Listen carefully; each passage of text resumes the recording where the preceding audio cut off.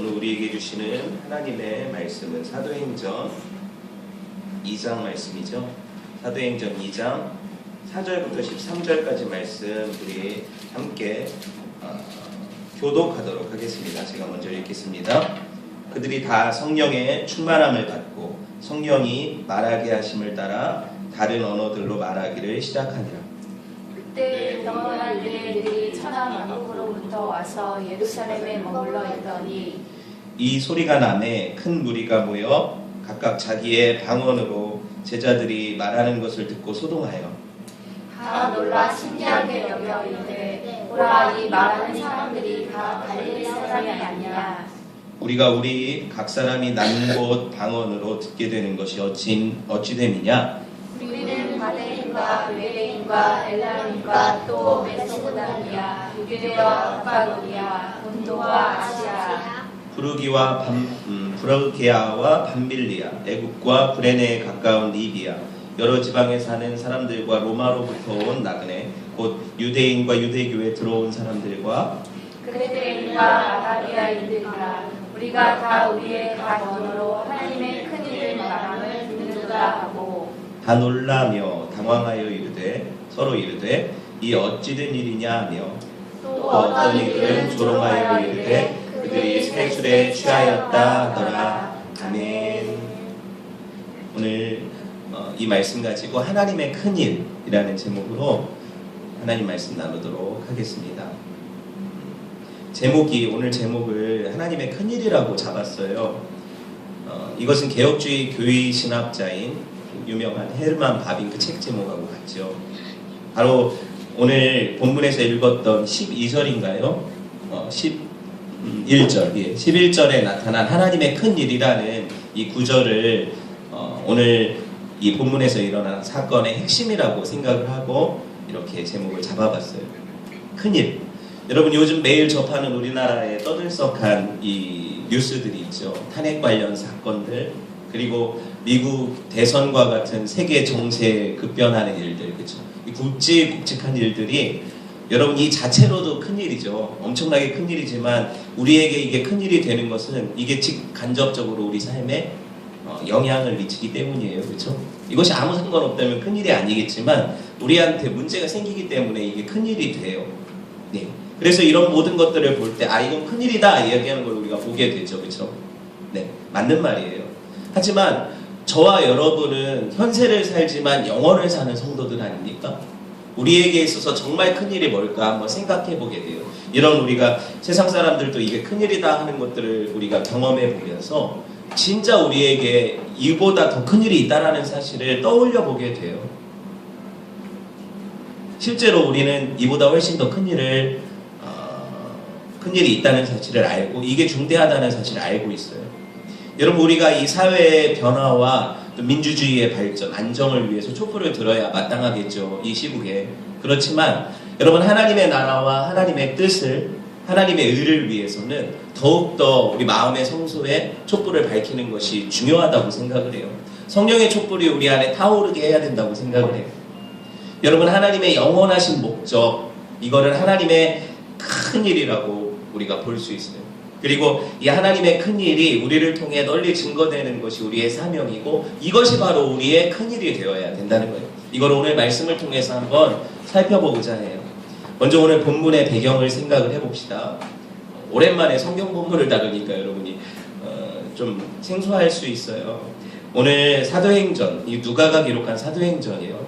이 본문의 배경을 보면 예루살렘을 떠나지 않은 채 예수님께서 승천하신 이후에 내가 성령을 보내겠다는 그 약속을 붙잡고 이 예루살렘에서 제자들과 120명의 사람들이 함께 마가의 다락방에서 주님의 약속을 붙잡고 기도하고 있었어요.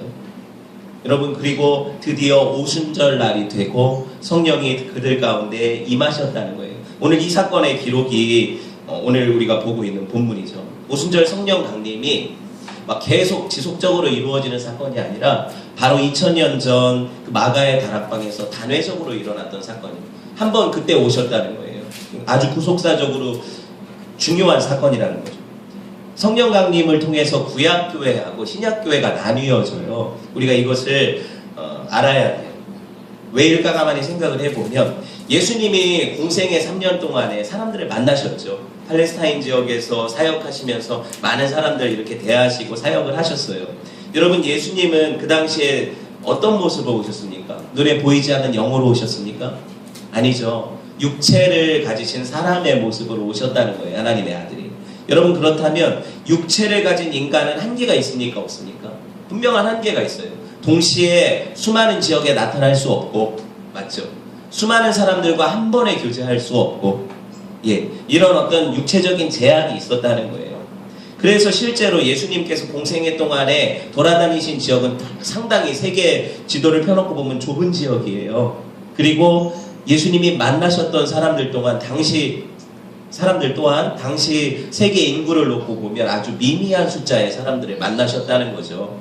여러분, 왜 여기가 이게 중요하냐면 예수님이 육체로 계실 때 많은 사람들이 하나님이신 그분을 만날 수 있는 제약이 있었다는 거예요. 많이 사람들이 만날 수 없었다는 거예요. 동해 번쩍 서해 번쩍 하지 못하기 때문이죠. 예수님은요, 부활하신 이후에도 40일 동안을 부활체를 입으시고 사람들을 만나셨어요. 특별히 이전에 예수님 공생애 가운데 제자 삼으셨던 사람들, 그리고 예수님을 믿고 따르던 사람들을 만나셨죠. 그러니까 예수님 부활하신 이후에도 만난 사람들은 어땠어요? 한정적이었다는 거예요. 이 40일 동안 만난 사람들도. 여러분, 예수님께서 그 이후에 이제 승천하시는 장면을 우리가 사도행전 1장에서 보게 되죠. 감람산에서 승천하시고, 그리고 나서 다시는 육체로 예수님을 볼 사람이 없었다는 거예요. 여러분, 이 어떤 경험을 통해서 제자들이 참 슬퍼하죠. 예수님이 승천하시는 장면을 보면서 다시 예수님을 볼 수 없다는 그 마음 때문에 짠하고 눈물이 나고 또 그 어떤 헤어짐을 아쉬워하고 있는 그 찰나에 여러분, 예수님께서 그들에게 하신 말씀을 우리가 기억해 보셨으면 좋겠어요. 특별히 요한복음 16장 7절에 보면 예수님이 뭐라고 말씀하셨냐면요, 제가 읽어드릴게요. 그러하나 내가 너희에게 실상을 말하노니 내가 떠나가는 것이 너희에게 유익이라. 내가 떠나가지 아니하면 보혜사가 너희에게로 오시지 아니할 것이요 가면 내가 그를 너희에게로 보내리니, 이렇게 말씀하고 계시다는 거예요.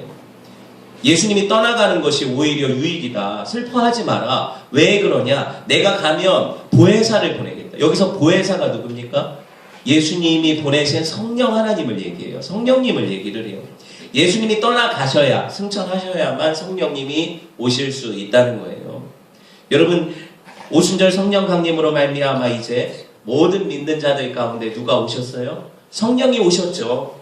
성령이 오셔서 우리를 처소 삼으시고 우리 안에서 성전 삼으셔서 하나님과의 우리가 만날 수 있는 이런 통로가 열린 거예요. 그렇죠? 인격적이고 개인적인 친밀한 관계를 맺을 수 있는 이런 은혜를 우리에게 성령의 강림을 통해서 허락하신 것이 놀라운 이 오순절 사건이라는 거예요. 여러분, 성령은 어떤 분이십니까? 삼위 하나님 중에 한 위격이시죠. 그분은 인격으로 존재하시는 분이세요. 우리가 성령을 어떤 능력으로 생각하면 안 돼요. 그분은 인격자셔서 우리가 섬기는 하나님이세요.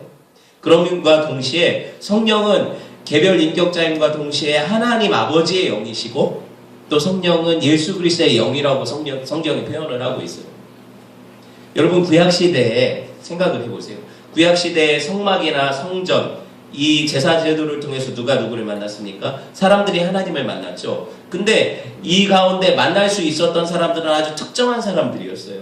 가령 백성들이 하나님을 만나려고 해도 그들이 직접 하나님을 만날 수 없었다는 얘기예요. 그들을 위해 대신 중보자가 필요했고, 기도해주는 사람이 필요했고, 대신 하나님 앞에 이런 이야기들을 알려줄 수 있는 그런 중간 단계의 사람이 필요했다는 거예요. 이게 누굽니까? 당시 제사장들이죠. 당시 제사장들이에요. 그러니까 하나님의 임재의 경험을 대부분의 경우 사람들이 하지 못했다는 거예요. 구약시대 성도들이. 특정한 사람들만 성령의 임재를 경험했다는 거예요. 그곳에서 하나님을 만날 수 있던 사람들은 아주 선택받은 일부였다는 거죠. 어떻게 보면 우리가 구약시대에 태어나지 않은 것이 감사하지 않습니까?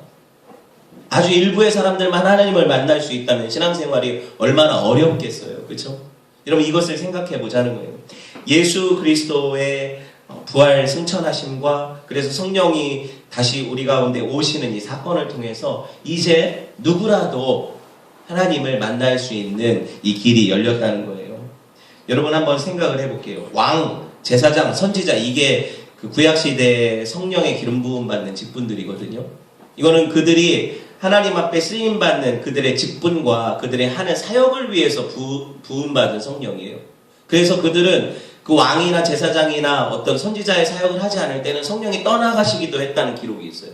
근데 여러분 이 시대 가운데 오신 성령께서는 어때요? 떠나가시지 않죠. 한번 오신 성령은 결코 우리를 버리시는 법이 없다는 거예요. 얼마나 놀랍고 특수한 은혜를 우리가 누리게 됩니까? 여러분 성령께서는 아까 얘기했지만 예수님의 영이기도 하시다고 했죠. 예수님의 영이기도 하시기 때문에 여러분 예수 믿는 모든 사람들이 성령을 통해서 보세요. 예전에는 예수님과 개인적인 교제를 못했다고 했잖아요. 많은 사람들이 아주 소수의 사람들만 했다고 했잖아요. 그런데 지금은 어때요? 예수의 영이 우리 안에 오셨기 때문에 누구라도 원하기만 하면 예수님과 개인적이고 친밀한 교제를 나눌 수 있는 이런 어떤 가능성들 생겼다는 거죠. 저와 여러분이 그래서 우리 안에 주님이라고 부르기만 해도 예수 그리스도를 통해 새롭게 난 그 길로 하나님의 지성소 앞으로 들어가는 거예요. 그래서 그분과 교제하게 되는 거죠. 이게 얼마나 큰 영광이고 이게 얼마나 큰 은혜입니까? 놀라운 은혜가 아닙니까? 여러분 이 은혜를 누리며 살고 계세요? 우리가 기도할 때 하나님이 우리와 깊이 만나주시고 교제하신다는 거예요. 우리가 하나님과 동행하기를 원하고 하나님을 묵상하며 그분을 바랄 때 하나님이 우리 삶 가운데 오신다는 거예요. 이런 은혜를 우리가 누리고 사는 사람들이죠. 실제로 여러분 예수님이 십자가와 그 부활, 그래서 이걸 복음이라고 하잖아요. 그렇죠? 이 복음이라고 하는데 이 복음이 우리 안에 깨달아지고 믿어지게 된 것이 누구 때문입니까? 성령님 때문이라고 배웠죠. 성령이 우리 안에 오셨기 때문에 나는 이걸 믿을 수가 없었는데 믿음이 생겼어요. 예수 그리스도의 십자가가 나를 위한 죽으심이라는 것이 믿어지고 그분의 부활하심이 또한 앞으로 나의 부활의 보증이라는 사실이 성령의 인치심으로 내가 믿어지게 되는 거예요. 이거를 교리적으로 제가 유효적 소명이라고 했잖아요. 내적인 부르심이다. 하나님께서 성령으로 내 안에 오실 때 내가 마음을 열어서 예수 그리스도의 복음을 믿음으로 받아들이게 되고 그래서 내가 하나님의 구원받은 백성이 된다. 여러분 배웠죠, 그렇죠? 이것이 하나님이 우리에게 주시는 놀라운 은혜라는 거예요. 예수님이 안 가시고 이스라엘 땅에서 지금까지 사신다면 우리 중에 몇 명이나 가서 성지순례를 통해서 예수님을 만나겠습니까? 쉽지 않은 얘기죠, 그렇죠? 수많은 사람들이 예수님을 만날 수 있는 기회가 열렸어요. 이것이 바로 오순절 성령 강림 사건의 놀라운 은혜라는 거예요. 여러분 저는 이 사도행전의 핵심 요절이 1장 8절 아닙니까? 너희는 오직 성령이 너희에게 임하시면 너희가 권능을 받고 예루살렘과 유대와 사마리아와 땅끝까지 이르러 내 증인이 되리라 하신 말씀. 여러분 이 말씀이 실제로 적용되기 위해서는 누가 오셔야 돼요? 성령이 오셔야 돼요. 사도행전에 그들이 기도하던 기다리던 예수님이 보내시기로 약속하신 성령이 오셔야만 그들이 권능을 받고 뭐가 돼요? 증인이 되는 거잖아요. 성령이 안 오시면 그들 힘으로 살아야 돼요. 여러분 이게 얼마나 무력한 일입니까? 하나님의 일을 사람이 할 수 있습니까? 할 수 없죠. 성령이 오셔야만 이 일들이 가능해진다는 거예요. 예수님이 승천하신 이후에 10일이 지났을 때 성령이 오셨어요. 이거를 좀 다시 생각을 해보면 예수님이 부활하시고 나서 50일째 되던 날에 성령이 오셨기 때문에 이걸 오순절이라고 해요. 이해되셨어요? 제자들에게 약속하셨던 그 성령께서 이 헬라어로 오순절이라는 뜻이 50이라는 뜻이거든요. 50일 예수님이 부활하시고 나서 50일이 지난 시점에 예수님의 약속하신 성령이 오셨고 여러분 이거는 계속해서 예수님의 공생의 기간 동안에 말씀하셨던 거예요. 내가 가면 성령이 오실 것이다. 보혜사 그가 오실 것이다. 하나님의 영, 아버지의 영, 이 성령께서 너희 가운데 오셔서 너희를 고와 같이 버려두지 않을 것이다. 그쵸? 이게 하나님의 약속이었고 실제로 예수 그리스도의 이 약속은 신실하게 이루어져서 기도하던 그 다락방 120명 그리고 제자들에게 이 오순절 성령 강림의 역사가 일어났어요. 여러분 오순절을 구약의 절기로 보면 초실절하고 같아요. 초실절. 초실절은 여러분 우리가 지금 이제 한국교회가 맥주감사주일로 지키는 이 절기가 되거든요. 맥주감사절. 무슨 말이냐? 처음 보리 추수하는 기간, 그 이삭을 따서 첫 열매들을 하나님 앞에 드리는 기간, 이 드리는 절기, 이거를 초실절이라고 해요. 무슨 말입니까? 예수 그리스도께서 죽으시고 부활하셔서 하나님의 백성들을 믿음을 통해서 구원하시고, 이 복음을 통해서 구원하시고 하나님 앞에 이 열매들을 올려드리는 절기가 오순절이라는 거예요. 신약적인 개념으로 우리가 생각을 하면 중요한 절기 아닙니까? 오순절 성령 강림을 통해서 실제로 예수님의 복음 사역이 적용이 되는 거예요. 그래서 우리가 그 복음을 믿음으로 순종하며 하나님을 섬기는 하나님의 백성이 되고, 하나님 앞에 받으심직한 아름다운 뭐예요? 열매들이 되는 거죠. 이게 바로 이 초실절의 의미가 되는 거예요. 여러분, 따라서 첫 오순절을 제가 기억을 해보면 그 다락방에 모였던 제자들과 120명의 사람들이 첫 열매가 되겠죠. 첫 오순절이니까, 그렇죠? 첫 열매가 되고, 이후에 그 동일한 성령을 받아서 구원받은 하나님의 백성들이 뭐예요? 그 다음 열매들이 되는 거죠. 얼마나 놀라운 사건입니까?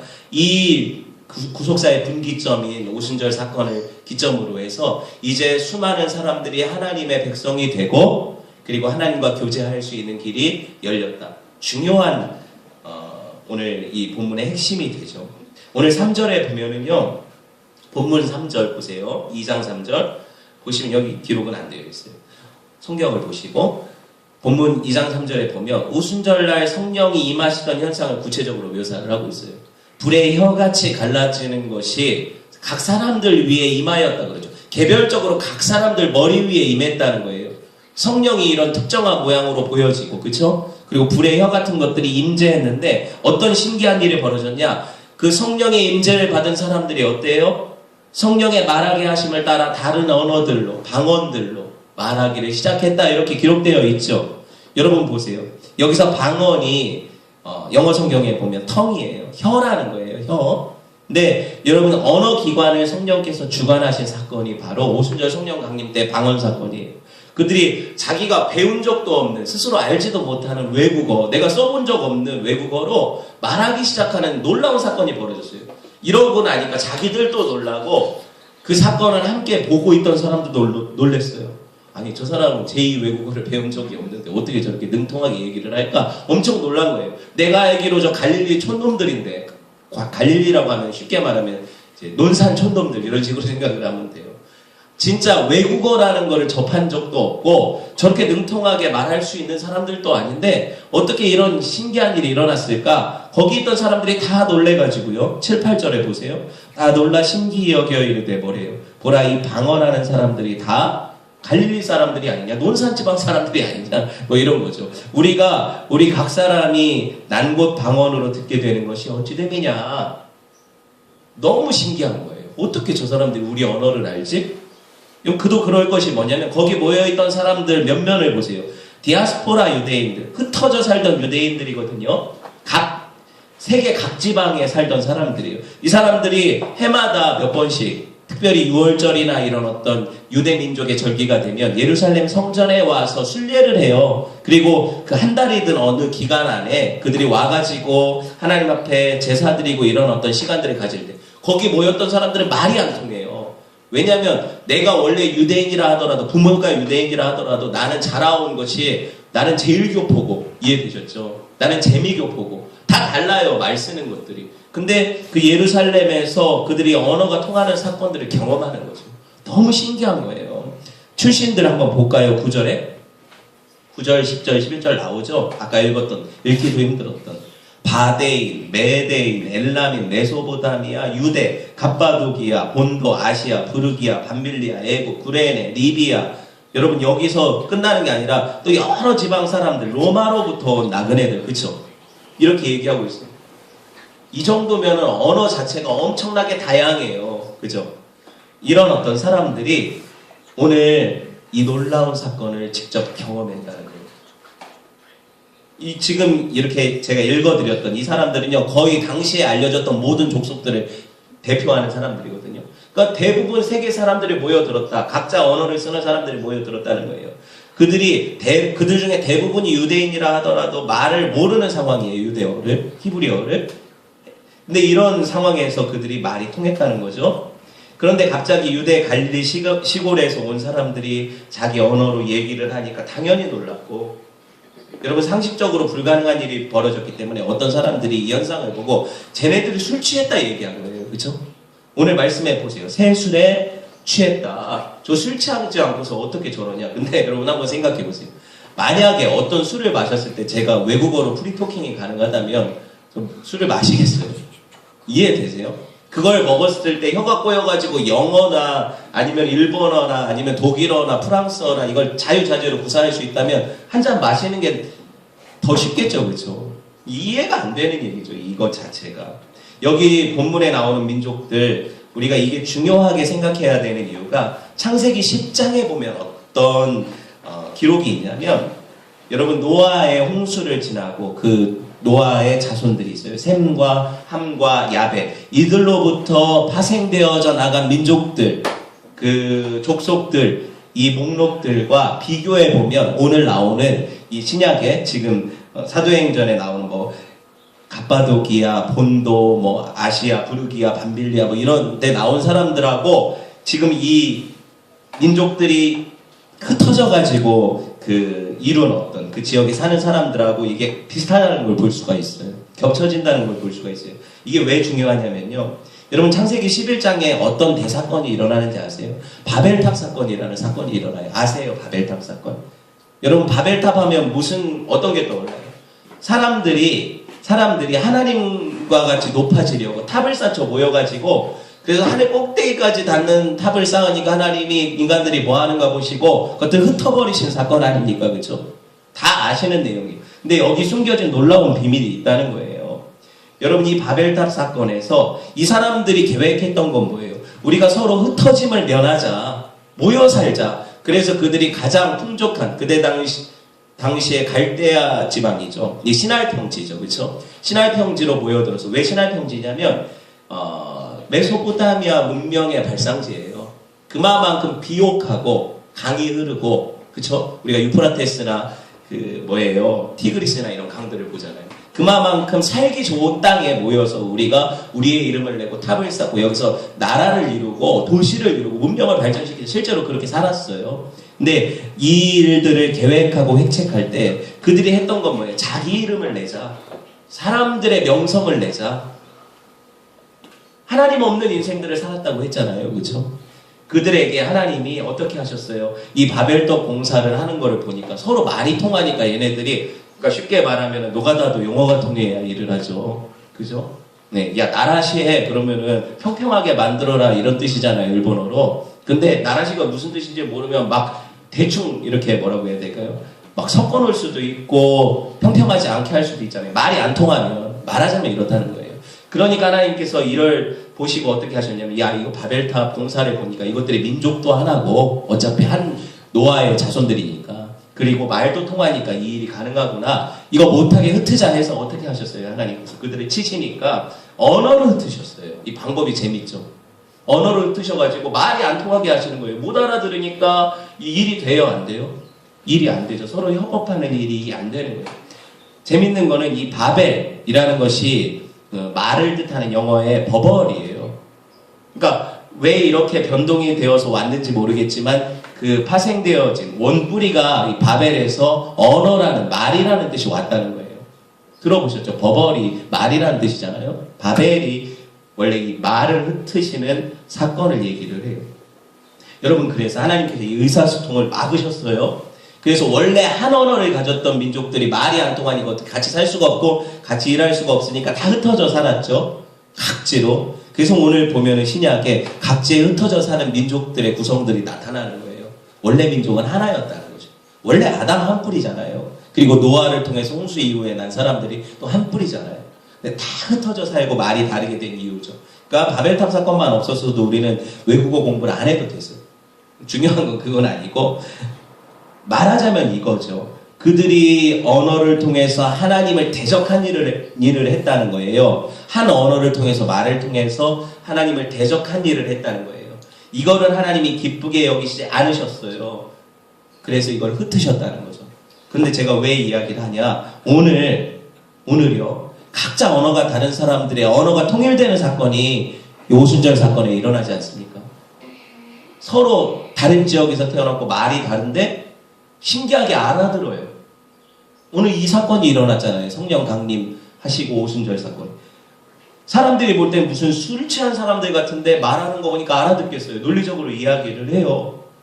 성령이 그들을 통해서 하신 일을 보세요. 11절 보세요. 11절 하반절 말씀. 우리가 다 우리의 각 언어로 하나님의 큰 일 말함을 듣는도다. 여기서 하나님의 큰 일, 여기 주목하자는 거죠. 여러분, 그들이 무슨 말을 했어요? 언어가 통하게 돼서 여러 가지 언어를 통해서 뭐 했냐고요? 노래를 불렀어요? 아니면 시시껄껄한 뭐 자기 신변 잡기에 대한 이야기를 했어요? 자기들의 경험을 얘기를 했어요? 아니죠. 뭘 했대요? 하나님의 큰 일을 말했다. 이 언어를 통해서 하나님의 큰 일을 말했다. 하나님의 큰 일이 뭐냐? 왜 그들이 주어진 이 언어를 통해서 하나님의 큰 일을 말했을까? 예전에는 한 언어를 가지고 하나님을 회방하는 말을 했는데, 맞죠? 놀라운 변혁의 사건이 일어났다는 거예요.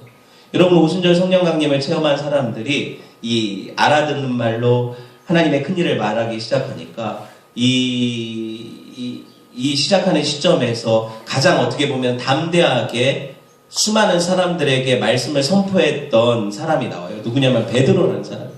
베드로가 정말 이 사람이 베드로 맞나 싶을 정도로 담대해져서 복음을 전하기 시작합니다. 베드로의 어떤 그 변화된 모습을 보면 진짜 성령이 임하시면 권능받고 제자된다, 증인된다. 이 말씀이 이해가 돼요. 왜요? 베드로가 어떤 사람이에요? 그렇게 기고만장하고 큰소리 쳤지만 예수님이 잡히시던 날에, 그쵸? 예수님을 3번씩이나 부인하고 자기 살라고 도망가고 두려움 때문에 떨었던, 그것 때문에 가슴 치면서 울었던 사람이 베드로잖아요.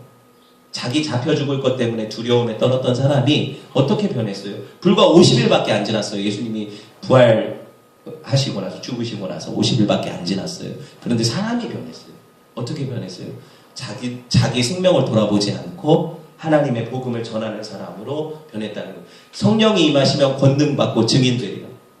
베드로 개인의 삶에 나타났습니까? 안 나타났습니까? 나타났죠.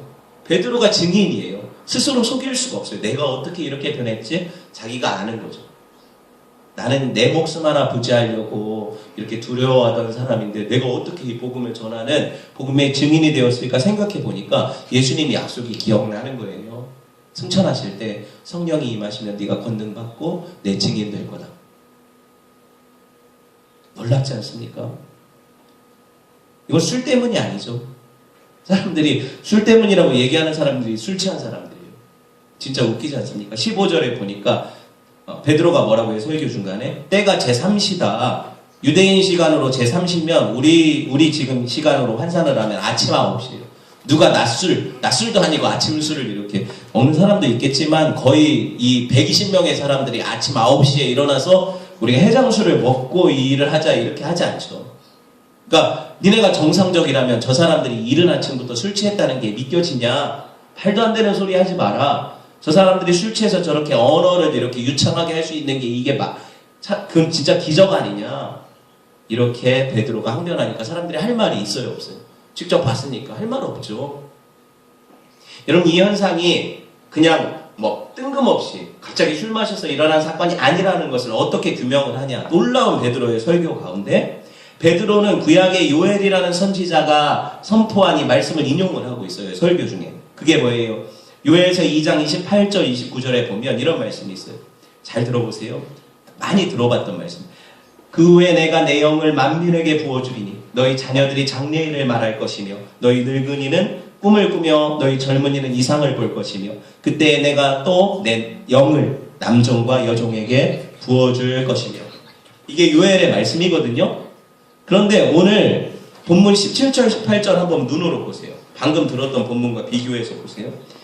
17절 18절 하나님이 말씀하시기를 말세에 내가 내 영을 모든 육체에 부어주리니 너희의 자녀들은 예언할 것이요 너희의 젊은이들은 환상을 보고 너희의 늙은이들은 꿈을 꾸리라. 그때 내가 내 영을 내 남종과 여종들에게 부어주리니 그들이 예언할 것이요. 이 말씀이죠. 요엘에 예언했던 말씀을 인용을 하면서 이 사건, 요엘 선지자가 예언했던 사건이 너네가 지금 눈앞에서 보고 있는 이 사건이다. 베드로가 선포를 하니까 할 말이 없는 거예요. 왜? 유대인들은 성경을 알거든요. 특별히 구약 성경을 알거든요. 이 사건이 실제로 예언자들이 예언했던 사건 중에 하나구나. 이게 실제로 내 눈앞에서 일어났구나. 이거를 증명해내는 거예요.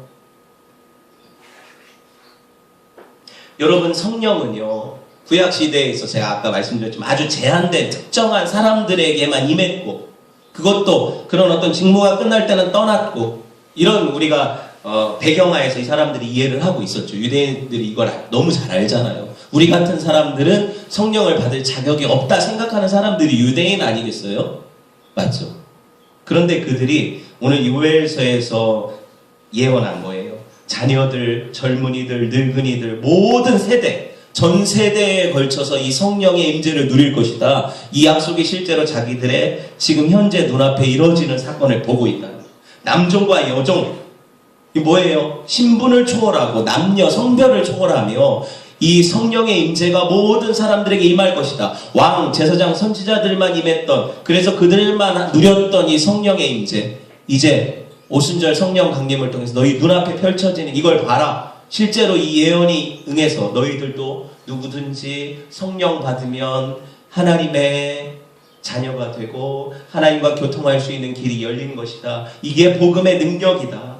이게 하나님의 큰일이다. 놀라운 메시지가 아닙니까? 여러분, CCM 찬양처럼 자녀들은 예언할 것이요, 청년들은 환상을 보고, 아비들은 꿈을 꾸리라. 이게 그냥 일어나는 사건이 아니에요. 하나님의 영이 임하셔서 일어난 사건. 특별히 오순절 성령 강림은 구약의 수많은 예언자들이 예언했던 종말론적인 사건의 이 표징이에요. 뭐냐면 17절 한번 볼게요. 오늘 말씀 17절 상반절에 보면 하나님이 말씀하시기를 말세에 그랬죠. 그렇죠? 말세라는 말이 나와요. 19절, 20절, 21절에 보면 또 내가 위로 하늘에서는 기사를, 아래로 땅에서는 징조를 베풀리니 곧 피와 불과 연기로다. 주의 크고 영화로운 날이 이르기 전에 해가 변하여 어두워지고 달이 변하여 피가 되리라. 누구든지 주의 이름을 부르는 자는 구원을 받으리라 하였느니라. 아멘. 그럼 베드로가 요엘의 말씀을 다르게 해석해서 인용한 부분이, 요엘에서는 그 후에 내가 영을 부어주겠다 했는데 여기 보시면 말세라고 바꿨어요, 단어를. 그쵸? 같은 인용인데 그 후라는 단어 자체를 말세로 바꿨어요. 그러면 요엘이 예언했던 그 후는 말세가 돼요. 말세가 뭐냐? 우리가 생각할 때 이게 말세다 진짜. 인간들 이거 악하고 이거 말세 아니냐? 그건 뭐 그런 의미의 말세라고 생각할 수 있겠지만, 성경이 말하는 말세는요, 예수님이 처음 이 땅에 오신 초림으로부터 다시 오실 재림, 이 기간을 말세라고 해요. 저와 여러분이 지금 살고 있는 시간이 말세 기간 안에 있어요. 이해되셨죠? 이걸 말세라고 해요, 성경이 얘기하는. 그러니까 여러분 보세요. 구약의 선지자들이 그토록 경고했던, 그 두려워했던 여호와의 날, 그날에는 아까 말했지만 징조를 베풀리니 피와 불과 연기다. 전쟁이 일어나고 엄청난 엄청난 뭐예요? 재앙이 일어나고, 이런 어떤 해가 변하여 어두워지고 달이 변하여 피가 되는 이런 막 천지개벽 같은 두려운 사건들이 일어난다. 이게 여호와의 날이다 선포했었어요. 그런데 그럼에도 불구하고 우리가 두려워하지 않을 이유가 있다는 거예요. 뭐냐면 요엘서에서도 그랬지만 누구든지 주의 이름을 부르는 자는 구원을 얻으리라. 누구든지 주의 이름을 부르는 자는 구원을 얻으리라. 말세 아니라 어떤 지옥의 수렁이라도 예수 그리스도의 이름을 부르는 자는 구원을 얻는 놀라운 사건이 일어난다는 거예요. 이 예언이 실제로 응한다는 증표가 뭐예요? 오늘 오순절 성령 사건을 통해서 그들이 성령 받은 사건이죠. 2장 32절 볼까요? 2장 32절. 이 예수를 하나님이 살리신지라 우리가 다 이 일에 증인이로다. 예수 그리스도는 이 하나님의 큰일, 이 복음 사건과, 복음 사건이라고 하면 안 되겠어요. 이거는 자유주의자들이 자주 쓰는 말이니까. 복음과 정말 뗄래야 뗄 수 없는 예수님 자체가 복음이라는 거예요. 예수님 자체가 복음이라는 거예요. 이 예수 그리스도의 죽으심과 부활하심, 이 놀라운 복음을 우리 안에 확증하시고 믿게 하신 분이 성령이신데 그 성령의 강림을 통해서 우리는 어떻게 된다? 권능받고 제자 된다. 이 일의 증인이 된다. 이거를 오순절 사건을 통해서 우리가 볼 수 있죠. 여러분, 증인이 누굽니까? 법정에서 증인은 뭐예요? 증거의 효력을 가진 사람이죠. 내가 눈으로 목격했다, 들었다. 내가 이거를 선서한다, 내가 봤다는 거를 이거 어기면 위증이 되고 봤는데 안 봤다고 해도 위증이 되고, 그렇죠? 이걸 경험한 사람들은 말하지 않을 수 없게 되는 거예요. 이걸 증인이라고 해요.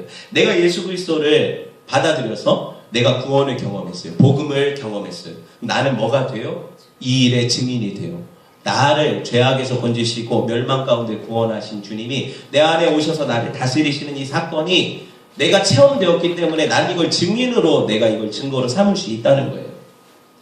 여러분, 시공간을 초월해서 저와 여러분에게 그 오순절 날에 베드로와 수많은 120 문도에게 임하셨던 그 성령 강림의 사건이 저와 여러분이 예수 그리스도를 영접하는 순간 그 안에 이미 오셨다는 거죠. 저와 여러분이 경험한 게 오순절이에요. 또 다른 오순절이 필요 있는 게 아니에요.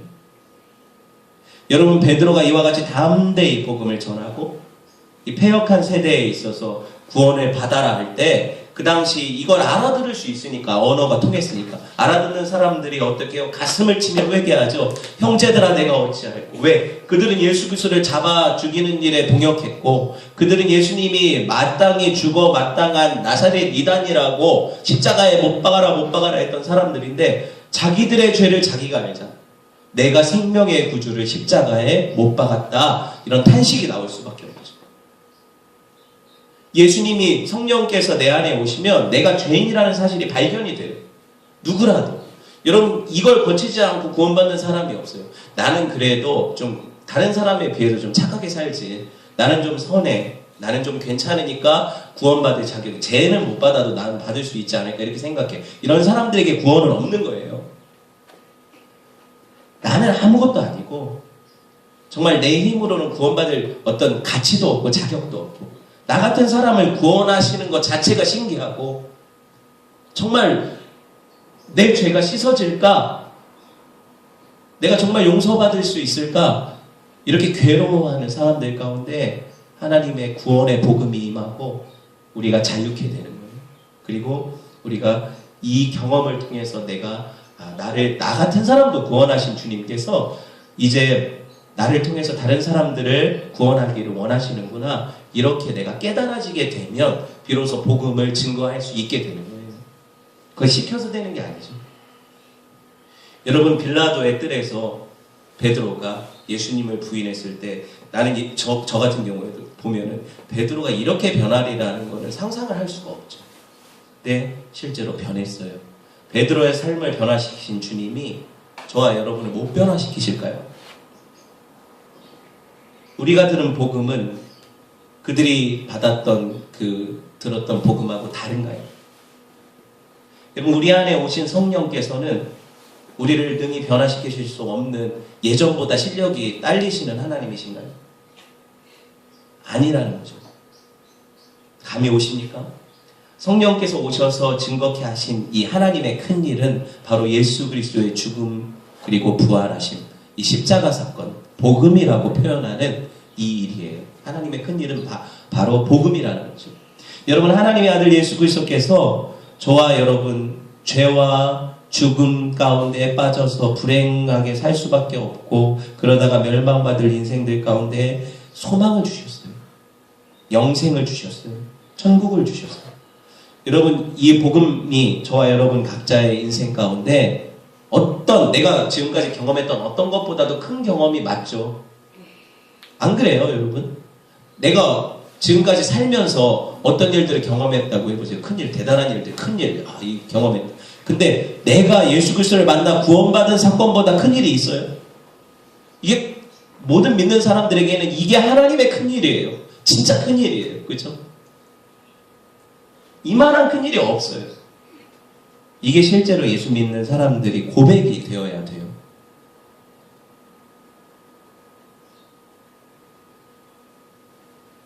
말씀을 맺으려고 합니다. 여러분, 저와 여러분에게도 동일한 성령이 임하셨습니까? 그러면 아멘이죠. 그렇다면 이제 그 증거를 보일 때죠. 성령이 오신 것은 바로 하나님의 큰일, 예수 그리스도의 복음을 증거하는 증인의 삶을 살게 하도록 오신 거예요. 2000년 전 첫 오순절 날에 성령 충만한 체험했던 사람들이 그렇게 증인으로 변화되었다면 여러분 지금 우리도 마찬가지로 하나님 나라의 복음을 전하는 증인이 되어야 마땅하죠. 성령께서 우리 가운데 친히 임하신 이유, 이 목적에 부합되는 삶, 성령 충만받아 신실한 증인의 삶을 살고 내가 살든지 죽든지 내 안에서 그리스도가 존귀히 되게 하시는 이 삶이 2017년 한 해 저와 여러분의 삶 가운데 충만하게 임하시고 이런 변화가 체험되시기를 주님의 이름으로 축원을 드립니다. 우리 함께 기도합시다.